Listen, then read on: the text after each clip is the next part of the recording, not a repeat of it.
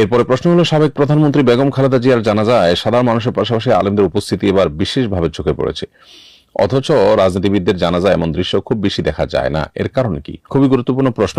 সাবেক তিনবারের প্রধানমন্ত্রী বেগম খালেদা জিয়ার জানাজায় সাধারণ মানুষের পাশাপাশি আলেম ওলামা, মাদ্রাসার ছাত্রদের উপস্থিতিটা বেশ উল্লেখযোগ্য ছিল।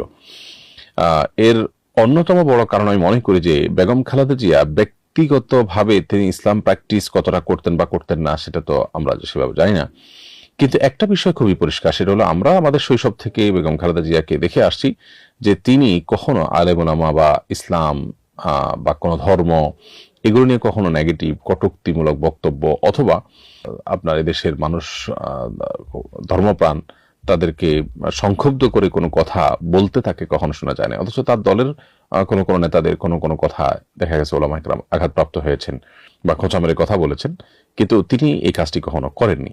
এটির মধ্য দিয়ে তিনি মূলত তার স্বামী শহীদ প্রেসিডেন্ট জিয়াউর রহমানের যে আদর্শ সেটিকে ধারণ করেছেন।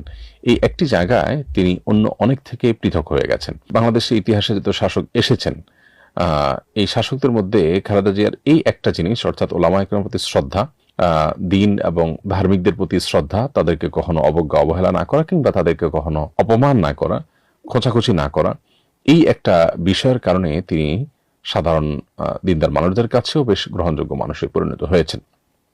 তাছাড়া প্রচন্ড রকমের মাজলুম হওয়ার কারণে বয়সেও এত জুলুমের শিকার হয়েছেন। পুরো পরিবার, তার ঠিকানা, আবাসন, জীবন সবকিছু যখন তছনছ করে দেওয়া হলো, তখন খুব স্বাভাবিক সাধারণ মানুষের সিম্প্যাথি তার প্রতি যুক্ত হয়েছে।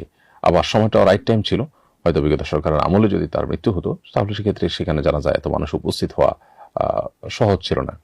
মানুষ আসলে স্বাধীনভাবে কোনো কাজ করতে পারলে তখন মানুষ যেটা করে সেটাই হলো মানুষের মনের কথা। আর স্বাধীনভাবে যখন কাজ করতে পারে না তখন আসলে মানুষের সিদ্ধান্তের মাধ্যমে তার সঠিক যে অবস্থান সেটা সবসময় পরিষ্কার হয় না। যাই হোক, তো বেগম খালেদা জিয়ার বহুত্রী আল্লাহ তাআলা মাফ করে থাকে, আল্লাহ তাআলা জান্নাতবাসী করুন দোয়া করি। এবং তার যে বিষয়টার কারণে তিনি অনন্য হয়েছেন, তার অনন্য হওয়ার মতো আরো বিষয় থাকতে পারে, আমি যেটি কথা উল্লেখ করেছি সেটি, এবং তার স্বামী এবং শহীদ প্রেসিডেন্ট জিয়াউর রহমানের যে আদর্শ সেটি যেন এই দলের অন্যান্য নেতৃবৃন্দ তারা যেন ধারণ করতে পারেন, আমরা সে দোয়া তাদের জন্য করি। এবং ধর্মপ্রাণ মানুষদের দেশে ধর্মকে আপনার বিমাতাসুলভ আচরণ ধর্ম এবং ধার্মিকদের সাথে করার যে প্রবণতা দীর্ঘদিন থেকে চলে আসছে সেই প্রবণতা দূর হোক, এবং বাহিরের এজেন্ডা পুশ করার বা সেটাকে আপনার আরোপ করার সমাজের মধ্যে যে প্রবণতা দীর্ঘদিন থেকে চলে আসছে সেটা বন্ধ হোক, সেটা আমরা প্রত্যাশা করি। আবার দোয়া করি আল্লাহ তাআলা তার শোক সন্তপ্ত পরিবারকে সান্ত্বনা নসিব করুন এবং তাকে আল্লাহ তাআলা ভুল ত্রুটি মাফ করে জান্নাতবাসী করুন।